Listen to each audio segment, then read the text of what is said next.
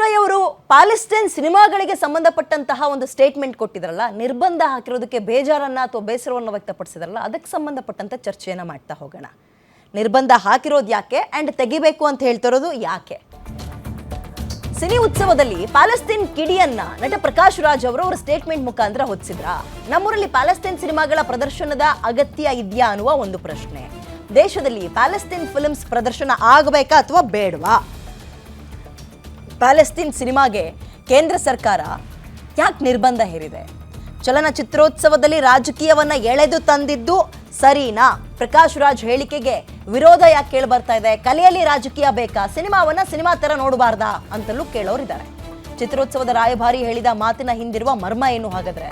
Palestine ಸಿನಿಮಾಗಳಿಗೆ ತಡೆ ಕೊಟ್ಟಿದ್ದಕ್ಕೆ ನಟನಿಗೆ ಈ ಪ್ರಮಾಣದ ಕೋಪ ಯಾಕೆ?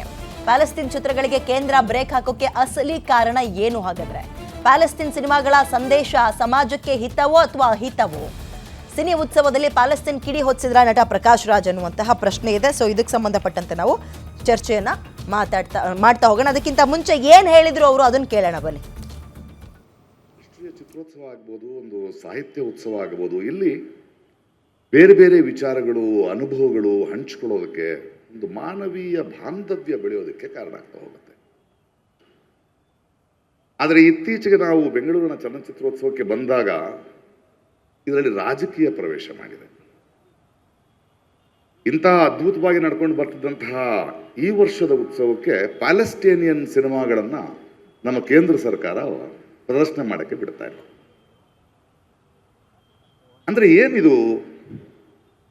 ಇದರ ಪ್ರತಿರೋಧ ನಾವು ಹೇಗೆ ಮಾಡಬೇಕು? ಒಂದು ಸರ್ಕಾರವಾಗಿ, ಮುಖ್ಯಮಂತ್ರಿಗಳಾಗಿ ನೀವು ಒಂದು ದೊಡ್ಡ ನಿಲುವನ್ನು ತಗೊಳ್ಬೇಕು ಅಂತ ಒಬ್ಬ ರಾಯಭಾರಿಯಾಗಿ ನಿಮ್ಮನ್ನು ಕೇಳ್ಕೊಳ್ತಾ ಇದ್ದೇನೆ.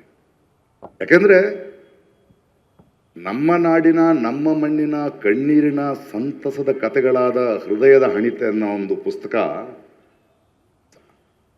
ಬೇರೆ ಭಾಷೆಗೆ ತರ್ಜುಮೆಯಾಗಿ ಬೂಕರ್ ಪ್ರಶಸ್ತಿ ಬಂದರೆ ಸಂಭ್ರಮಿಸುವ ನಾವು, ನಮ್ಮ ನೆಲಕ್ಕೆ ಇನ್ನೊಬ್ಬರ ಕಥೆಗಳನ್ನು ತರುವುದಕ್ಕೆ ಆಗೋದಿಲ್ಲ ಅನ್ನೋ ನಿರ್ಬಂಧವನ್ನು ನಾವು ಹೇಗೆ ಒಪ್ಕೊಳ್ಳಿಕ್ಕೆ ಸಾಧ್ಯ?